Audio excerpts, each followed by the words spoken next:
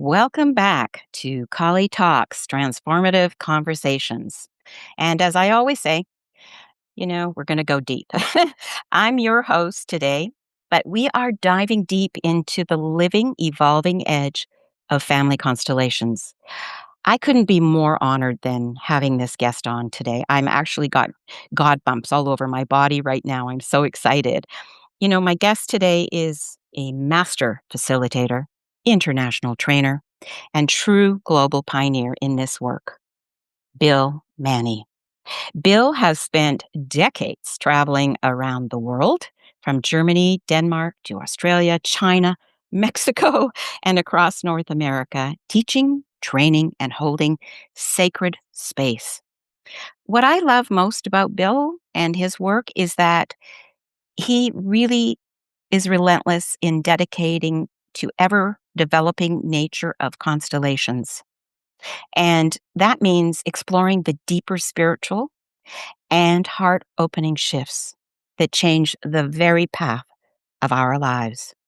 Bill, I have goosebumps, God bumps, whatever we call them, but it is an absolute honor to have you here today. Welcome.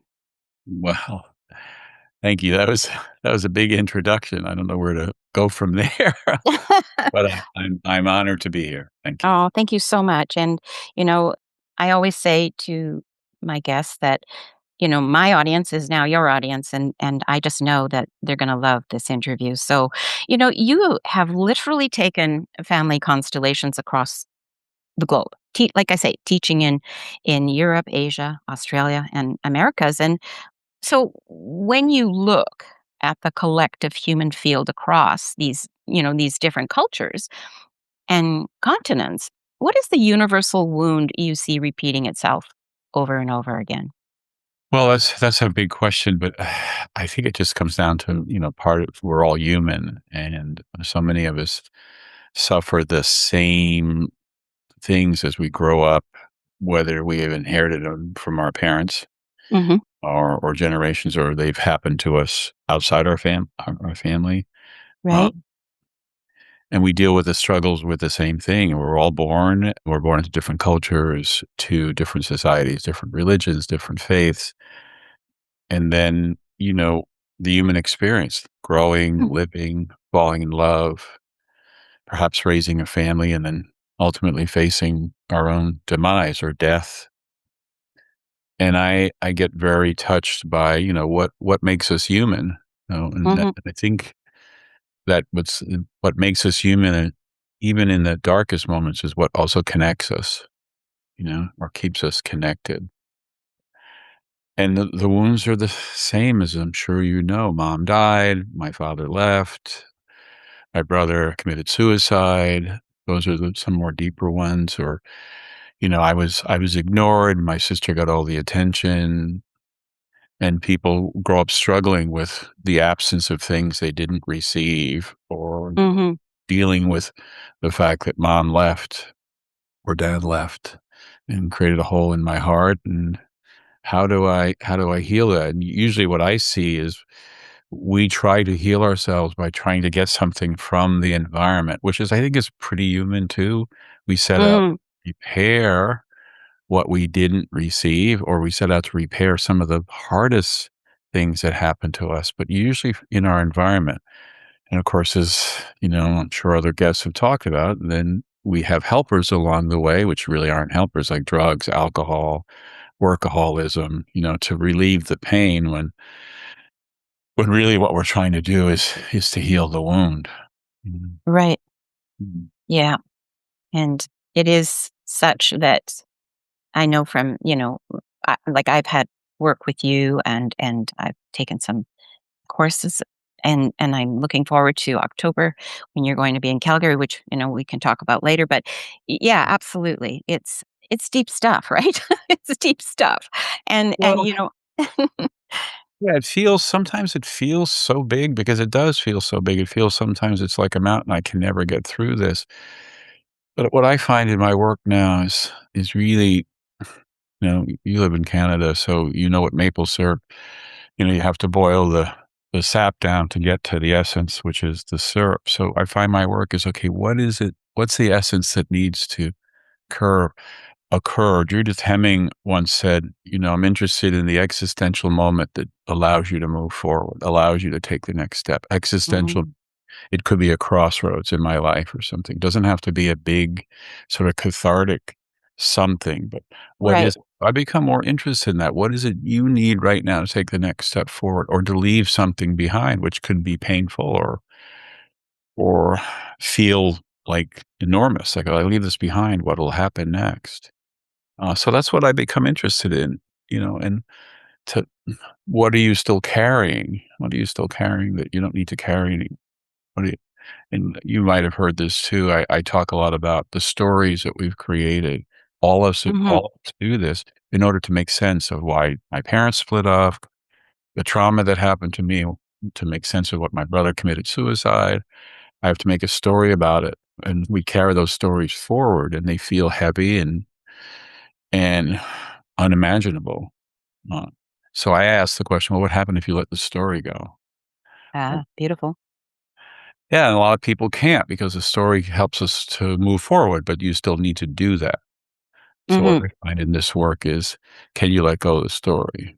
Can you put it down? Can your dad didn't leave you because you're a bad girl. He left because, you had to create that story because you don't know the complications of relationships at 5 years old or 6 years old. Mhm. Exactly. Yeah. Yeah, So, in order exactly. to make sense of it, and then maybe as a result of dad leaving, you download your mother's anger because she's left alone and, your dad's a bad person, but all the 5-year-old does misses her daddy. And so getting down to the essence, what's the essence for you? I can be angry at it, but why'd you leave me? I was hurt. My heart was Mm. you left me. I was 5 and I loved you. And when we can come to that, sometimes all of us avoid things like that, but when we can move through that, something releases and you become free. And whether you choose to make up your relationship with your father or not, but you're not carrying around that wound anymore, Right. or you're not bound to the wound anymore. Actually, Yeah, exactly, and carrying it on our shoulders and weighing us down, right? sure. Mhm. Can't move forward if we're being pulled backward. That that's Well, my motto. well, there's Augustine Burroughs. He's a great American writer. He's written some incredible books about his own crazy family growing up, but he wrote a book called "This Is How," which is a series of essays on. It's kind of tongue in cheek about how to end a relationship, how to stay in a relationship, things like that. But one thing he said, and one quote I always quote in my workshops is, "The past doesn't haunt us. We haunt the past." Oh, wow. Love it. Yeah, you Wow. pick it up, and people have a reaction to that, but it's true, we spend so much time digging up the past. I mean, how many times have you heard the your parents could be dead 20 years and people still wish they had different parents? Right. Right, right. You're smiling because it's true for all of us, This right? is true for all of us. And we Exactly. go back and we go to this therapist or we go to this facilitator and we do this, but and it's based on the wish, maybe I'll find it now. Maybe, my parents will be different. And I tell parent people point blank, I said, "You're going home for Christmas this year, and you've done all this therapy, you've traveled around the world, you've sat with gurus, but guess what? Mom's never going to change. No. You may react to mom differently, which is Right. way, but mom's never so give that up. It's not gonna happen." I know. Amazing. It's amazing. I love it. I love And it. it's the same when we've been gone through some traumas outside the family. Usually, I separate generational trauma from in personal trauma, although sometimes they could be both.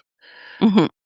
Mom's carrying generational trauma, and as a result of that, you know, she's doesn't pay attention to you, she's cruel or something, so that's traumatizing. But let's say outside of that, something happens to you as a young girl, as a young woman, and we do the same thing. We go back, "Well, if I this didn't happen this day, if I was only in this place and not in that place."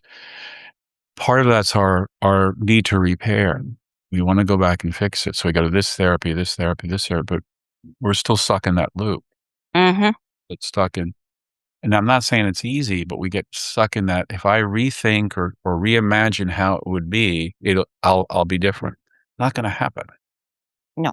What would happen if you were to what happened to you happened, but it didn't happen. it's not gonna change. Your idea of it or your story about it, maybe that helped you to move forward, gave you some fortitude, created some strength so you can move forward, but you just still need the story. It happened.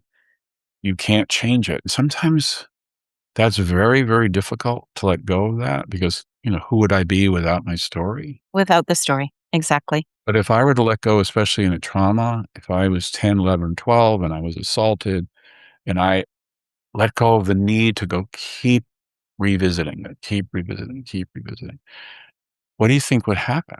People might freeze because they might not, well, I won't have an identity. Okay, that's what it might feel like. Mhm. But think about what's on the other side of that. And that can be scary. I don't know what's on the other side of it. Exactly. Right? We don't. I mean, we don't even know what tomorrow brings, never mind what's on the other side of all that. We don't. We don't, you Well, know? Do you work sorry? Yeah, I'm sorry, I cut you No, off. no. No, no, But for that's me, okay. the work has gotten really, like, sort of microscopic in that sense. What is it you need? What is it, Mhm. right now just to take that next step?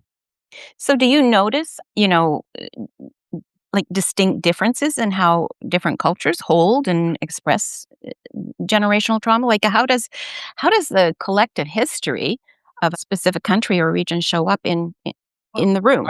I usually tell my students, I said, my mother was a big believer in history. She wanted us to read about things that she didn't read about. Right? And I tell my students, know the history, know the land you're standing on, know the culture you're working in, because they're still affected, they're still holding space. Like I do a lot of work in Europe, and I always say World War II just ended yesterday. I mean, literally, energetically, right? Mhm. So I always ask when I'm working in Europe, were your parents in the war? Were your grandparents in the war? You know, and you can see usually a shift in it. Oh yeah, I'm like this happened or this happened. And okay. And then we're now the field's opening up. How do you think that event still is, or you're still holding on to that, or is coming down to you? And, but still underneath it is a human level. When I worked in China, people asked me, I was told, oh, you can't talk about politics. Well, I don't bring up politics. I don't bring up Mhm. any, but if somebody brings it up, I'm going to work with it. Right. Yeah, I don't go absolutely. looking for it. And I remember working in China, and this woman came to me and she said, "Are you familiar with the one child policy?" And she said, "Yeah." She said, "I've had 8 abortions." Wow. And I'm like, and she said, "I have 1 living daughter." She was like 16 or 17. And I'm thinking, because they were mandatory. You boom. Mhm. So taking a step back and breathing into that, I can't imagine what this woman went through.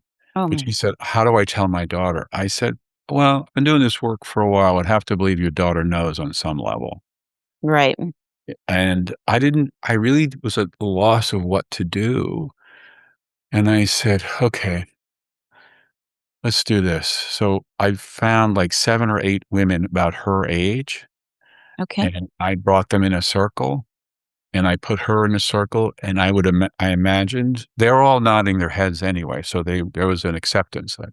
And I said, "Every woman in this circle knows exactly what you've been through.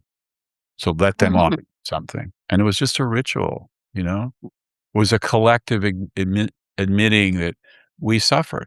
We suffered. We didn't get into politics. Politics may have No. been outside the door, but it's just so this woman could feel that. And then I think I set up her daughter afterwards, and I said, "Now you can tell your daughter with these women behind you." Oh, wow. Powerful. Yeah. Yeah, and it's just recognizing this is a human being who had to live in this situation and had to deal in this situation and suffer through it. And Mhm. so, okay, what do you need? That question, "What do you need?" Right? What do you need? I Mm. love it. Yeah. You're known for leaning into I would say, the ever developing nature of this work rather than treating it like a rigid set of rules like some people do. But how has Family Constellations, had to evolve over the many years to meet the deep, complex, and especially the spiritual needs of modern humans today? Well, I mean, it's interesting. I mean, in the very beginning, some of the videos that I saw or Bert's earlier work, he would mention Lao Tse, which is the Chinese sage. He said he would go deep into the center and wait for something to emerge. So people could say that's a very spiritual tuning in.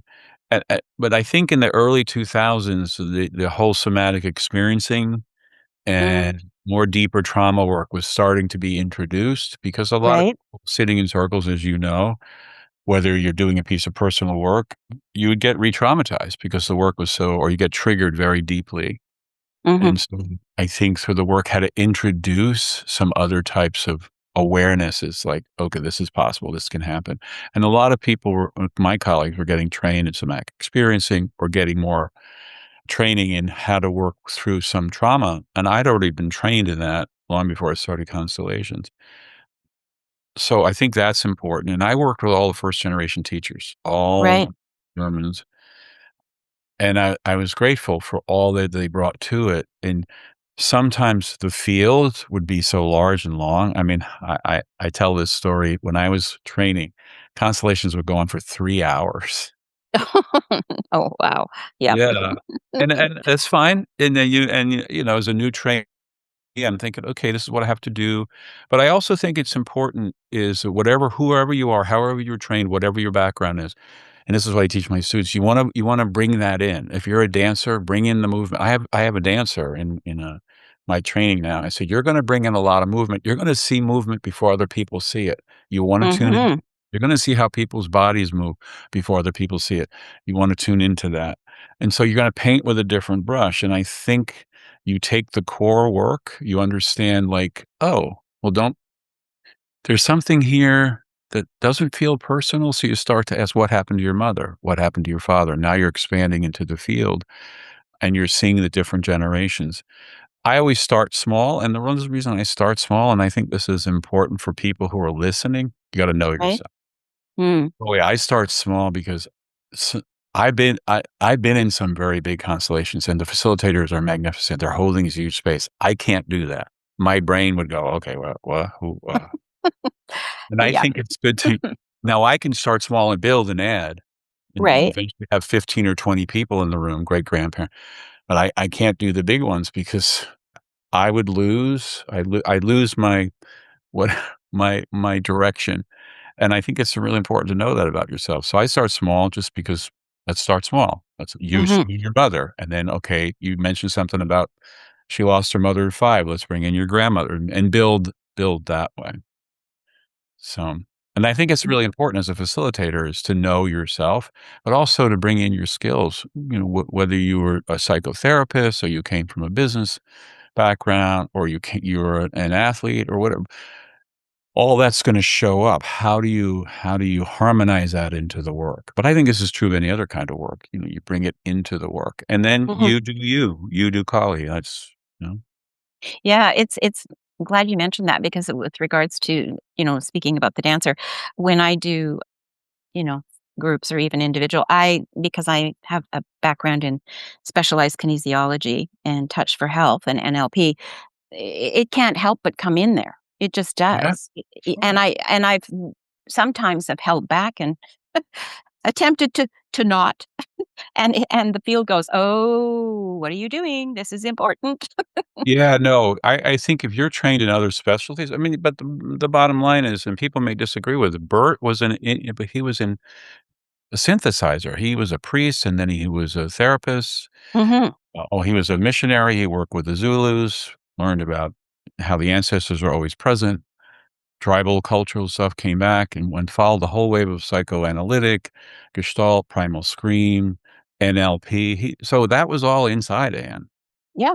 He didn't talk about it, but he was there. He when he was working, I mean, I can see now looking back on some of the tapes, "Oh, okay. I know what he's doing. I see that." It's great. It's great.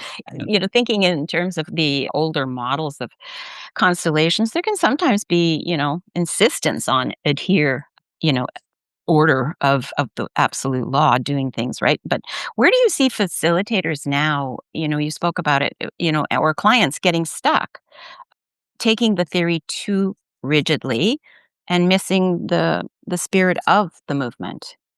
Well, I've seen it. I've seen it. I mean, as a student, I mean, that's what you do. You kind of go, "This is how I do it. I have to do it this way." You're imitating people. Mhm. Mhm. I tell my students now, I only can give you so much. I can only give you so much bill the way I've learned it. So your job is to go out and work with Colli or Rosina or this person and take a little from everybody and develop your own your palette. I mean, I'm not a big person to keep things rigid. I like to push boundaries. I love it. Yeah. I like to push boundaries and challenge, but this is true of every kind of process that's been developed. I mean, look at when Freud came along and Jung broke away from him, and so a series of so he developed this psychoanalytic process, which was pretty mind blowing in its day. And then you have a bunch of his students who broke away from him and moved in their own direction, because they're adding this and adding that and adding it. But to me, it's still psychoanalysis in a Right. form. Same with artwork. Look at the great movies on TV now called The Impressionists, how they were that's not art. How can you do that? And the hierarchy of French art, the French government says that's bullshit, and blah blah blah blah. And now you have these great Degas and Monet and stuff. And then there was post impressionists, all that. So maybe one day there'll be post constellationists. I don't know, Yeah. Well, but I maybe. think the idea is to take it, and make it your own. I mean, you can only do you, but Mhm. not to stop learning. Like I still see people where, oh, I really like that. And then I talk to the person, where did you bring that in? That is really amazing. So I may say, I'm going to steal that. I'm going to take that and practice that. And I think that's what we should do anyway to keep growing and learning so we don't get stagnant, whether it's in constellation or if you're a painter, you want to go to take a little more paint classes, or if you're a musician, you learn maybe instead of Beethoven, you start to learn Mozart. I don't know. Mhm. Yeah, it's just keep on, right? I mean, we as humans are evolving, so how could this work not? Well, oh, yeah, and I've had people ask me, how come you didn't bring the mother in? How come you didn't bring the father in?" My students, it's easy when I'm teaching, I say, "Well, what would you do? And where would that happen? And what's your theory around that?" 'Cause I'm Mhm. teaching. I really wanna pull it out of them. And I said, "I pay attention to the beginning, middle, and end. If I'm working with Colli and there's an out-breath," and Bertolt Osmer told me this, "You pay attention to the out-breath of the whole constellation, whether it's 4 or 5 people, exhale." He thinks the constellation in that moment is coming to a close. Wow. Is there more work to be possibly, sure. But in that moment, if Collie has an out-breath and her body relaxes, and I might say, "Is this enough?" "Yeah, this is enough." Then we stop. Mhm, mhm. Yeah, And and that's it's what I trust. I trust you or my client. I don't need to go back and bring in the great-grandfather stuff in that moment. It doesn't mean you can't look at it. So that's you know? the breath, very powerful. When I was studying yoga many, many years ago, my trainer, she's a beautiful woman, privileged and honored to have studied with her, and I never forget what she used to say in our class, and then when I became a teacher also too, I would pass it on to my students, and so Sandra is her name, Sammartino. I always like to give credit where credit is due. She would always say, "When you breathe," in her classes, and she would take us through a series of breath work to teach us about breathing. When you breathe in, I am my breath, and when you exhale, my breath breathes me. And so Mm. when a client, participant would give that exhale for you, yeah, it's her breath is breathing her, and it's done. It's complete. Well, yeah, there's something and I pay a lot and you probably know this too, I pay a lot of attention to the body, I've written about it. I notice what the body's trying to tell me, and when the body seems to relax in that moment, in the chair, in that 3-day workshop, I think we're done. Does it mean there's not another piece that can Mhm. looked at? Sure, but I don't need to we don't need to do any more at that time. Yeah, at that moment, right? It is good There's enough. it It there's an arc to it, Mhm. and I told this to a few people. Sometimes I'm in a circle and I'm doing this is showing up a lot more. Now, I'm an older man. I'm admitting that, right? You're not And that old. so I'm older than you. I expect to be, people see me as dad, grandpa, and they can see me as the perpetrator, all that, and I own it. If it shows up, I can actually work with it, but I remember this several times, someone would sit next to me, no, I was in Romania, I think, and this woman I just noticed her out of the corner of my eye, and there was something that was happening with her, and I figured, I'm just giving my opening speech. Welcome, thanks to be back, and I'm thinking, this is going. She's going to be my first constellation, and then, so I finished my speech. I went over, asked the person next to her, "Can I sit here?" No talking, no interview. She just turned to me and she started to lean into me. Mm. And I noticed that. She did it twice, and then I trusted. I just reached my arm out and I pulled her into me. Head here, she sobbed like a baby for 10 minutes. Oh.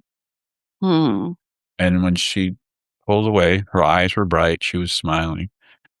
And I said, "Okay, we're good? Good." Of course, one of the students came over because I was in a colleague's teaching circle, came over. "What was that? What was that?" Oh, right. And I said, she said, "Well, that was a constellation?" "Yeah." And she said to me afterwards, "I needed to do that around my dad." So I knew at that moment I was either her father representing her father, I was father energy. Mhm, mhm. And I was being the dad she never had or whatever. And that seems to happen a lot. I trust that. No words, no interview, nothing. It's just just that basic human contact. Yeah, exactly, and I was going to that's exactly leading into my next, thought process here about, many people that they approach constellations looking for a mental solution or a tactical fix to their trauma, right? But your work places, a massive emphasis on the spiritual and heart-opening results, which you just explained, but how do we move a client out of their analytical stuck in their head and safely into the intelligence of the Well, heart, I don't, well, I hope I don't. I don't try to move anybody out of anything, but if right? someone's sitting with me, I might, and they have an idea, that's a safe place to be, and I trust that. So if someone's sort of analyzing or telling me a story about stuff, I said, "Well, that's clearly, safety, Mhm, protection, right?" I'm mhm. sorry, I have to phone off. Nope, that's okay. Do what you gotta do. It's all good. It's real. It's real time. It's real life. Yeah, I mean, so, Bertolt Osmer talk about protection, most of us know them as coping mechanisms, but the body has several, and sometimes even dissociation is a form of protection because we're saving ourselves or protecting ourselves from not being in the pain of what's happening in the moment. But sometimes overthinking is a way to stay safe because I'm here. I don't have to Mhm, go here. And I might say something about that, or somebody might have and I'm doing a lot more of this lately. Somebody might have a generalized this statement about their life and family, and I might challenge it. I said, "Well, what's untrue about that statement?" And just asking that sort of mm, creates a little computer program or a little computer virus, and they go, "What do you mean? What? Whoa, wait, wait." And then I start to notice the breath or something, or I'll notice something happening in the body. And usually I'll say, "May I move a little closer?" And they allow that. And so that's part of the work. And mhm, go to heart opening, I'm assuming something like that's going to happen. But what's really happened is, I think, is they're starting to feel safe. Here's a strange man, but a man, let's say, maybe a dad figure or something, and I can feel safe here. mm, And I'll just say, right, "Take your time." And then the invitation is to take my time. And maybe it's just a hand on their back. And I do touch people and I invite people to tell me if that's not okay or not. Can I put right, my hand on your back? And just sometimes that just opens up something. And then we just go from there. So it's like a moment you talk about the spiritual.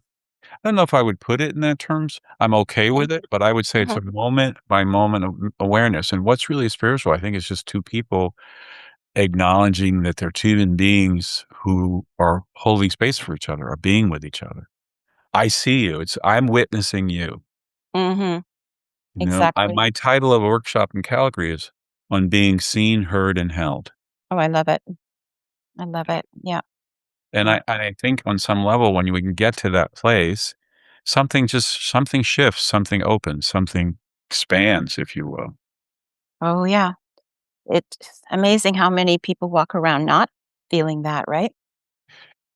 Yeah, I mean, all of us have gone through trauma, personal trauma. Whether it's with our families or outside our families, and how do we heal that? Sometimes we stay in our head because it's a protection. Mhm, We need mhm, protection. absolutely. And Absolutely. I totally understand that, and maybe you need it as a child, but do you still need it? Do you still need to live in that suit of armor every day? And is the suit of armor weighing you down? Is it preventing you from having a really loving relationship? Does the Totally. loving relationship feel scary because you're not used to real vulnerability and intimacy? So you keep your suit of armor on. And I get that. I totally get that. For Mhm. me, constellation has evolved is to the invitation to you is what would happen if you just for a moment you could come out of your safe place. What would happen if you open the door, put your foot out the door, and just looked around? You don't have to come out of it totally. Come out of it and see and feel. And it's scary. It can be scary. Just Absolutely. yeah, absolutely. Just doing But a peekaboo. well, it's a peek Peekaboo. yeah, I love that. It's little as a child, a peekaboo. Okay, I'm gonna look. Okay, no, maybe a little more. Yeah, it Exactly. literally is a peekaboo. But I mean, you know, we talk about if you get into some sort of the spiritual stuff, a lot of the spiritual practices, even the ancient ones talk about transformation, right? Mhm. Transformation, awakening, changing, but it's really shedding. For me, it's like shedding. I think of, I don't know if you have them up in Canada, but in the Southwest, we have these big snakes that every year that they'll go along a rock and completely shed their skin so it looks like a whole snake. And basically, that's what, for me, that's what spiritual transformation is shedding is, and people get afraid because they think they'd lose their identity. Right. We're so identified with everything that's happened to us or how our parents told us who we were. This is you're smarter, sister's smarter than you. All these stories, we download all that stuff. And I think real spiritual transformation is what would happen if all that you let all that go? Oh, it's so true. Taking going back to yoga, the joy bridge across the shoulders, across the heart and the pericardium is where, we armor. And what happens when we soften the front? I have a quote I always use because I love it, and it's, stay soft in the front and strong in the back. Yeah. So, if we continue to have that armoring, we're never going to be able to live fulfillingly because, I mean, if you think of armor in the wars and things, the shield that's there is for protection. But when we Yeah, let it, totally protection. yeah, when we let it go and maybe slowly, you know, like a whole new can open, right? And Wilhelm Reich, the psychoanalyst 100 years ago, was talking about body armor. He talked Mm, I don't know if he used the exact words, but he would talk about body armor, which is not hmm the real armor, but the psychological body armor. Yeah, and, but even so when what would happen, I mean, for me, is any kind of transformation about surrendering. So you're surrendering the idea of who you are, but that's also a loyalty. I mean, I work with a person who said, "Oh, I worked with this woman who was beautiful woman, couldn't find a partner," and I thought, "Is this connected to her dad? Great mm, career, living in a beautiful part of the world. Is this connected to her father? Because she was looking for a male." And we worked on that, and it wasn't sometimes if dad's gone, dad's missing, you're looking for dad, you're looking for dad. Then I had this question for her. I said, "Are you do you have permission to have a bigger and more expansive, vulnerable love than your mother?" She started crying. mm, He said, "No, my mother right. was miserable." So she had to stay miserable, and so Mm, that was so and so she was connected still connected to her mother in the misery. right. Yeah, loyalties. Well, it's a loyalty, but all this ties in together. Loyalty, what are you carrying? Invisible loyalty, and where do we carry it? We carry it in the body, most of us. And then if you add on top of that any kind of personal trauma, we carry it in the body. Happy to report, though, a year and a half later, she's married and has a baby. Oh, my word. Oh, Yeah, joy. So much joy. Wow, great work, yeah, both of you. Great work, yeah. both of And you. but Yeah. it's so interesting. But so transformation is, I mean, you talk about is really a surrender. It's like Mhm. the me I'm running around trying to be, the me is running around trying to protect myself, and I've seen this in constellations. I saw a woman once go through an existential crisis, and I knew exactly what she was going through. She'd done so much work, but we did another piece of work, And I said, "She's having an existential crisis. She doesn't Wow. know who she is." Stuff was shedding, but we held her. She knew everybody in the circle. We just let it happen, let it happen, let it happen. So it became less of a constellation and more of a really holding ceremony when she was, Mhm. and it was really like for me as witnessing, that's what's happening. She's Wow. surrendering. She's really surrendering. And That's if you were to beautiful. ask me, that's the ultimate goal of this work. Mm. Well, that was part of my I was thinking this out loud in my own brain here about, when you step personally into, a room of and then they're strangers, in some way in a brand new country and or culture. How do you personally quiet your own mind and anchor into the knowing field? And especially, what does true surrender look like for you? Oh, true surrender. Well, the keep reminding myself that is the trust not knowing. I don't know. Mhm, I don't know you. I know in the moments, the dance we're doing, interviewing, talking, watching your body, asking questions. But usually for me, people go, wow, you do that great opening ceremony. You ask people about where they come from and what they're doing here, or I'll do what Francesca does, the naming ceremony. My name is Joan Smith. My father was Bill Smith. My mother was Mary Murphy.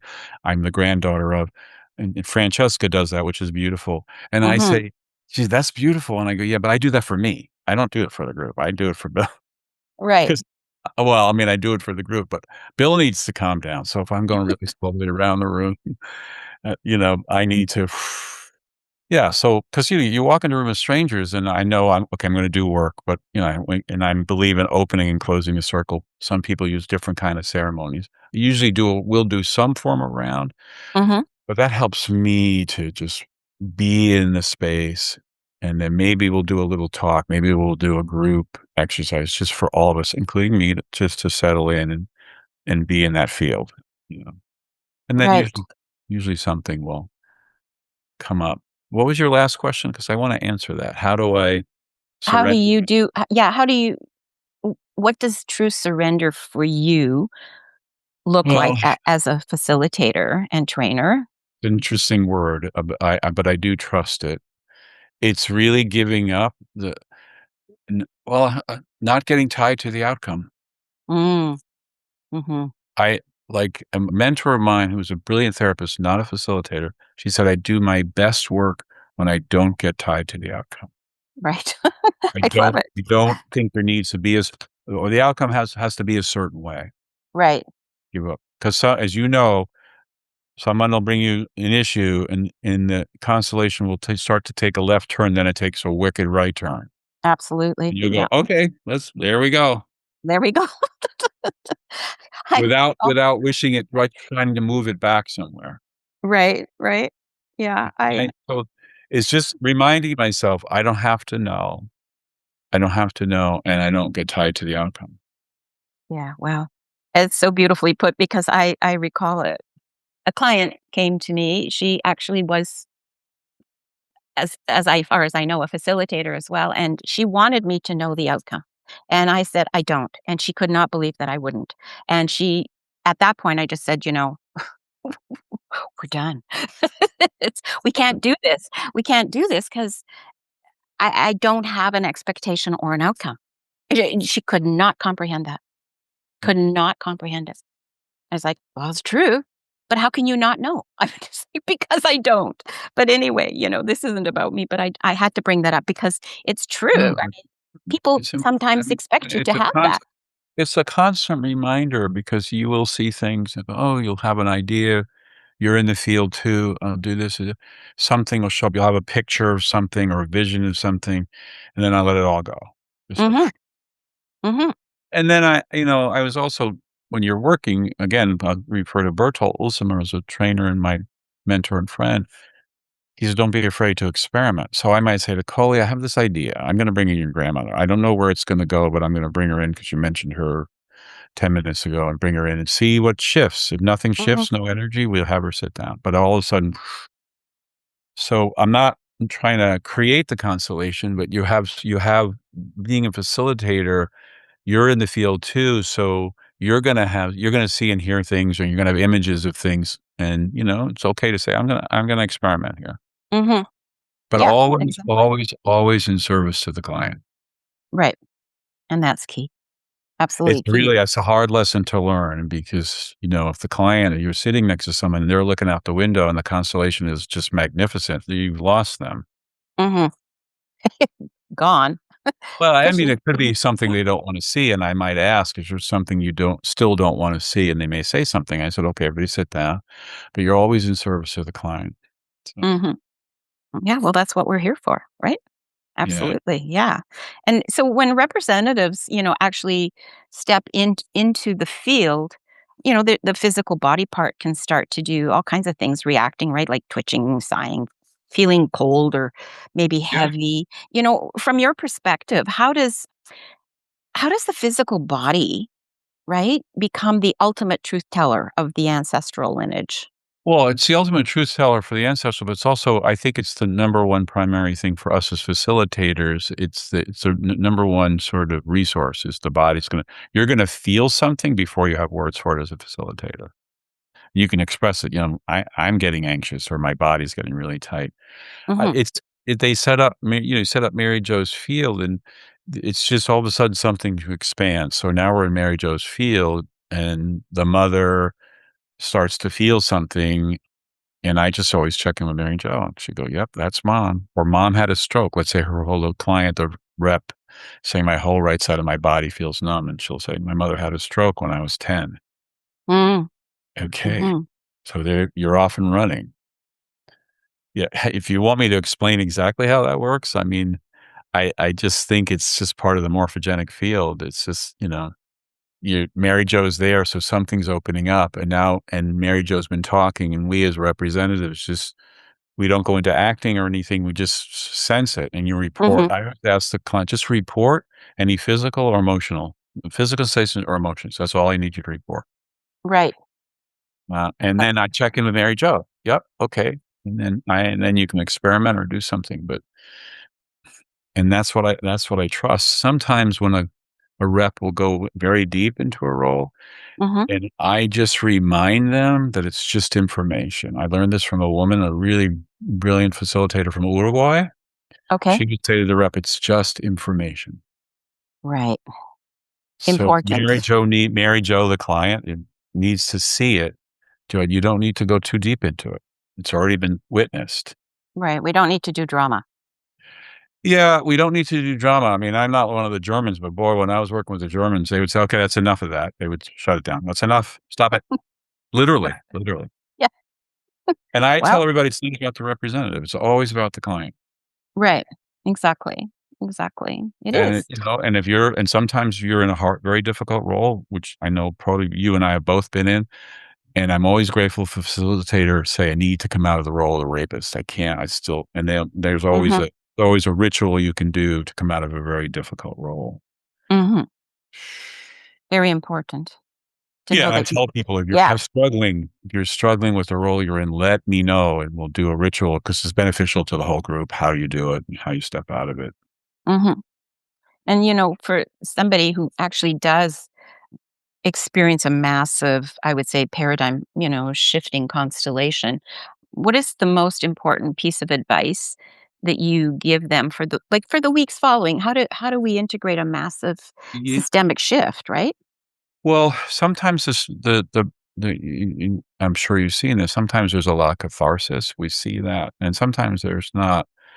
I've come to trust the out breath, and all I'll say is Mm. just sit with it. Let it percolate. I use the coffee thing, let it percolate like an old-fashioned coffee pot. I've had people go, "What's percolate?" Dating myself here. I I love percolators. Well, Anyway, percolate is just like, spoon yeah. feeding, you know, I said, "And just be with it." And I tell people, "Go move your body," and I do say this if we're in a fun place, it's Saturday night, if you're prone to go out dancing or you as a group are gonna go out, move your body. If you're in nature, go for a walk. If you're doing yoga, do yoga or go for a massage, go for a therapeutic massage because your body's gonna need to release things, and don't try to or journal is good. Put it in Mhm. your journal. Just and journal what you're experiencing. Yeah, but I like moving your body and just go ride your bike, go for a walk, go for a run, do something. And There used to be an old admonition, "Don't talk about it." Well, I may say, "Don't go home and talk to your partner right away of what happened today. Just sit with it, because the work is gonna go really deep. It's gonna bypass us, go really deep. Your dreams may be unsettling, or they may be all kinds of hallucinogenic kinda dream, because something's shifting in you, and just you have to ride it out and trust it. Just Mhm. trust it."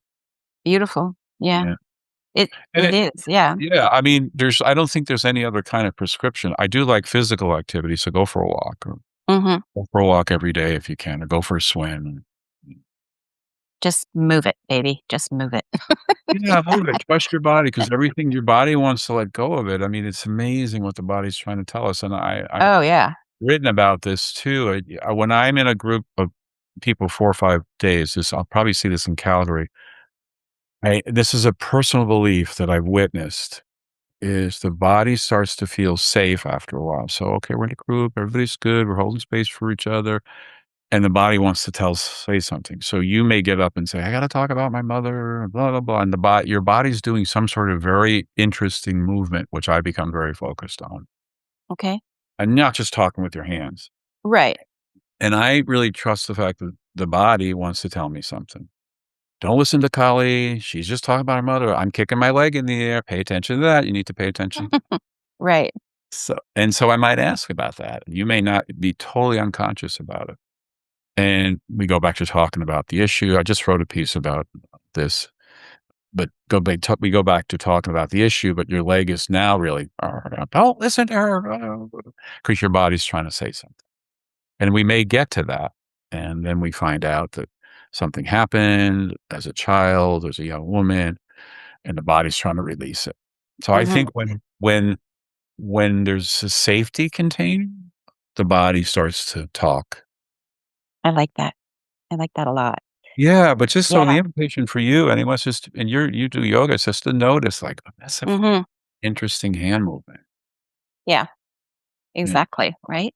So, if we well, because our time is coming to a close here, but if we look at the human collective, where it's heading right now, I mean, facing so much going on globally, and I know it's always gone on, but global and, the personal transition, and because of the way we are exposed to things through the World Wide Web. I was aging myself here. Where do you where do you see the future of family constellations going? I mean, what is the next frontier of healing we are being asked to step into? That's a good, I think some things never change. Mhm, I think it's just staying connected. I mean, I know we're all hyper connected now, which can be cool, but just staying connected and connected to yourself. I mean, and really understanding that, Alan Watts, one of my greatest, mhm. he said, we don't, what did he say? I love this quote. He said, we don't come into the world, we come out of it. Oh, So, because we're all part of it. So we come out of the world. It's like, right. and that to me touches something very human. And so I think it's just really getting more in touch with our humanness. We all have feelings. We all, you know, want to grow up and find somebody and fall in love, and maybe get our little plot of land, or make it. Some of us want to make a difference, not only in our families' lives, but the lives around us. I don't think Mhm. those things will ever change. I think that's what makes us human and connected. It's really about community, and how do we Yep. stay connected? Because sometimes, right now, if you were to look at it, we're not, even though we're hyper connected, but we're not connected. Mhm. Absolutely. I Absolutely. grew up It's in a neighborhood. I mean, I'm not to go back and be Mr. Nostalgia, but I grew up in a neighborhood. They used to call it, I forget, we're all post World War II veterans, and well, we were all families of 6, 7, and 8, and the kids were running crazy in the neighborhood, but everybody was connected. Mhm. I'd hear my mother call across the street, "George, send the kids home." You know, I mean, and there's something about that, but I think we've lost some of that. So if the future for this is to keep us connected on that level, I think that's where we're going. Oh, beautiful. It's so true. Community and a tribe, right? It's it's so vital and so lacking in so many people's lives. It really is, and I think that's why we have Yeah, how many of a us lot know our more neighbors? turmoil. Yeah, exactly, right? Literally, our Exactly, persons who live next door to how many of us know them? exactly. No I one's mean, going you across and borrowing eggs and sugar anymore. it's true, and it's sad, right? It's sadly true, and everybody peeping out of their window like, what do they want if they do come to my doorstep, Yeah. right? What do you want? What do you We want, have the right? Ring we have the Ring door camera now. Yeah, everything hooked up to somebody's phone. Oh my god. Anyway, I just, And for me, I mean, it's really coming down. We're human. We can't escape being human until we prove that we were not. We all hurt. We all have been hurt. We have these emotions. We've been left behind or we've been ignored and some of us have had really traumatic childhoods. And we want to be held, we wanna be seen, we wanna be, heard, yeah, we need some of that, and usually in communities, we could get some of that. We could get some of it. Maybe not everything we wanted, but we get some of it. get a little snippets, little snippets that satisfied to a certain degree that there isn't now. And that's just the truth of where things are at.